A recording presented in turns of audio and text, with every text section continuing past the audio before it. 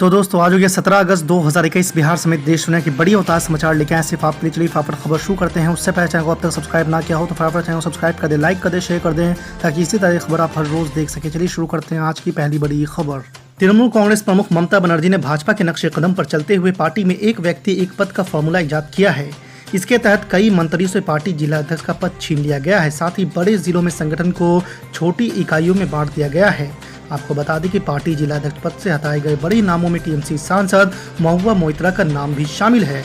आपको बता दें कि पार्टी के वरिष्ठ नेताओं का कहना है कि यह बदलाव नगर निकाय के साथ पंचायत चुनाव 2023 और लोकसभा चुनाव 2024 को देखते हुए किए गए हैं। उन्होंने बताया कि जुलाई में राजनीतिक रणनीतिकार प्रशांत किशोर और मुख्यमंत्री ममता बनर्जी ने कोलकाता में बदलावों को लेकर चर्चा की थी। दूसरी बड़ी खबर, दिल्ली सरकार ने कोरोना की दूसरी लहर के दौरान राजधानी में ऑक्सीजन की कमी से संबंधित मौतों की जांच के लिए एक उच्च स्तरीय कमेटी बनाने के अनुरोध वाली फाइल सोमवार को एक बार फिर से उपराज्यपाल अनिल बैजल को भेज दी है। इसके साथ ही केंद्रीय गृह मंत्री अमित शाह को पत्र लिखकर उनसे दिल्ली के उपराज्यपाल को ऑक्सीजन से संबंधित मौतों की जांच के लिए कमेटी के गठन को मंजूरी देने का निर्देश दिए जाने का भी आग्रह किया है।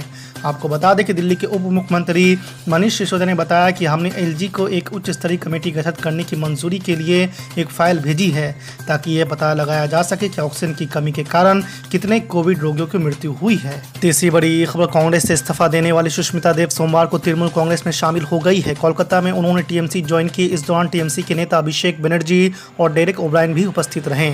आपको बता दें कि सुष्मिता देव महिला कांग्रेस की राष्ट्रीय अध्यक्ष थी और पूर्व सांसद भी। कांग्रेस के लिए सुष्मिता देव के इस्तीफा को तगड़ा झटका माना जा रहा है। आपको बता दें कि उन्होंने रविवार को ही कांग्रेस पार्टी से इस्तीफा भी दिया था।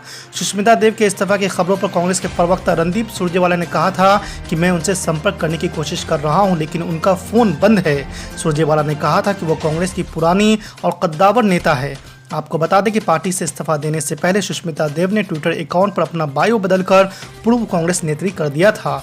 चौथी बड़ी खबर, समाजवादी पार्टी के नेता सांसद आजम खान को इलाहाबाद हाई कोर्ट से बड़ी राहत मिली है। आपको बता दें कि हाई कोर्ट ने जौहर यूनिवर्सिटी गेट को तोड़ने के आदेश पर रोक लगा दी है। गेट को तोड़ने का आदेश रामपुर की एक अदालत ने 2 अगस्त को दिया था। हाई कोर्ट ने इस बारे में यूपी सरकार को नोटिस जारी कर 4 सप्ताह में रिपोर्ट मांगी है। आपको बता दें कि रामपुर के जनपद न्यायाधीश गौरव कुमार श्रीवास्तव ने जौहर यूनिवर्सिटी का गेट तोड़ने के एसडीएम कोर्ट के आदेश को बहाल रखते हुए यूनिवर्सिटी की ओर से दाखिल अपीलों को खारिज कर दिया था। पांचवी बड़ी खबर, मिशन 2022 की तैयारियों में जोर शोर से जुटी समाजवादी पार्टी के राष्ट्रीय अध्यक्ष अखिलेश यादव ने कहा कि भाजपा सरकार में भ्रष्टाचार का चारों तरफ से बोलबाला है। जल शक्ति मिशन घोटाले की जांच रिपोर्ट अभी तक नहीं आई है। भाजपा की चालाकी से जनता को सावधान करना है। सड़क से सदन तक विधायकों को ये सब मुद्दे उठाने होंगे। आपको बता दें कि अखिलेश यादव ने सोमवार को विधानसभा सत्र के मद्देनजर विधानमंडल दल की बैठक में ये बात कही है। उन्होंने कहा कि पश्चिम बंगाल, बिहार के चुनाव नतीजों का प्रभाव भी यूपी के चुनाव पर पड़ना तय है। जनता को सचेत करने की जिम्मेदारी समाजवादियों को उठानी पड़ेगी। ओबीसी का एनसीबीसी का बिल आया, सब क्यों एक हो गए भाई?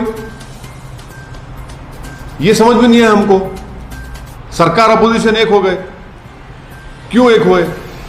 क्योंकि चुनाव आ रहे हैं, सबसे बड़ी प्रदेश उत्तर प्रदेश के, वहां पर इनको दिखाना है। तो क्या दूसरे मुद्दे अहम नहीं है कि देश के लिए सिर्फ चुनाव अहम रहेगा? तो इससे तो जो अपोजिशन पार्टीज राजी हुए और जो सत्ता में बीजेपी राजी है, तो वो लोग एक्सपोज हो गए ना अपने आप को। एनसीबीसी का बिल आएगा तो पार्लियामेंट चलेगा, दूसरे मुद्दों पर नहीं चलेगा। ये क्या बात है जिसमें सरकार भी राजी होगी और अपोजिशन भी राजी होगी? क्या आप हर चीज को क्या इलेक्शन के एंगल से देखेंगे? क्या देश का कंस्ट्रक्शन सिर्फ इलेक्शन से होता है? देश का कंस्ट्रक्शन हेल्थी डिबेट से नहीं होगा। देश का कंस्ट्रक्शन पार्लियामेंट में अपोजिशन के चुपते हुए सवालात से नहीं होगा। तो यही तो हम बता रहे हैं कि ये सरकार भी नहीं चाह रही थी पार्लियामेंट चले। अगर जब एनसीबीसी के बिल पर पार्लियामेंट चलती है, 30-35 से ज्यादा एमपीज अपनी अपनी बात को रख सकते हैं रूलिंग पार्टी से और ट्रेजरी बेंचेस से और अपोजिशन, तो फिर आपने डिबेट क्यों नहीं करवाया? यही तो इनकी हिपोक्रेसी है। और देश देखकर लोग हमको ताज्जुब, लोग हमसे सवाल करें कि इतने दिन नहीं चला, आज आप क्यों चला रहे हैं? आपने बता दिया जनता को कि पार्लियामेंट को आप इस्तेमाल कर रहे हैं सिर्फ चुनाव के लिए। आप पार्लियामेंट को इस्तेमाल, पार्लियामेंट का बुनियादी मकसद क्या है, आप उसी को हम भूल चुके हैं। और यकीनन ये बहुत खराब बात है कि पार्लियामेंट नहीं चला। और बीजेपी के एक लेट बहुत बड़े लीडर थे जो आज दुनिया में नहीं है, उन्होंने कहा था कि पार्लियामेंट को चलाना सबसे बड़ी जिम्मेदारी सरकार की होती है। अगर प्रधानमंत्री पार्लियामेंट में आकर कह देते कि मैं तैयार हूं पेगासस पे, चलिए बहस करते हैं, आइए बहस करते हैं। अगर प्रधानमंत्री आकर कह देते कि चलिए हम दोबारा फिर से फार्म लॉज पर आपकी क्या बात है बताइए, हम करते हैं। कई तरीके हैं ना डिबेट करवाने के, कई रूल्स हैं, कई तरीके से आप करा सकते। आप तो तैयार ही नहीं है। आप एक बीजेपी ये कह रही है कि बस हम जैसा चाहेंगे वैसा संसद चलेगा। संसद तो ना बीजेपी का है, ना असदुद्दीन ओवैसी का है, ना किसी और पार्टी का। संसद तो पूरे पार्टीज का है। पार्लियामेंट सिर्फ एग्जीक्यूटिव की नहीं है ना। पार्लियामेंट सेपरेशन ऑफ पावर्स में खुद एक अलहदा चीज है। अब जब से मोदी प्रधानमंत्री बने हैं वो सेपरेशन ऑफ पावर्स की थ्योरी की धज्जियां उड़ा चुके हैं। और मैं आज कह रहा हूं कि मुझे सख्त आपत्ति थी उस वक्त कि नई पार्लियामेंट की बिल्डिंग का संग बुनियाद प्राइम मिनिस्टर क्यों करेंगे। प्राइम मिनिस्टर ने करके दिखा दिया कि अब एग्जीक्यूटिव लेजिस्लेचर पर भी हावी हो चुका है। क्यों? पार्लियामेंट अलग है एग्जीक्यूटिव से। एग्जीक्यूटिव बिल्कुल अलग है। एक एग्जीक्यूटिव कैसा आकर पार्लियामेंट की बिल्डिंग का बुनियाद करेगा? मेरा मानना, पैसे भाई आपको बजट कौन बनाता है? पार्लियामेंट का बजट अलग होता है। फिर वो कैसा तय करेंगे? पार्लियामेंट का सेक्रेटेरिएट अलग है। पार्लियामेंट का सेक्रेटेरिएट अलग है। ये तो theory of separation of powers basic structure का हिस्सा है हमारे।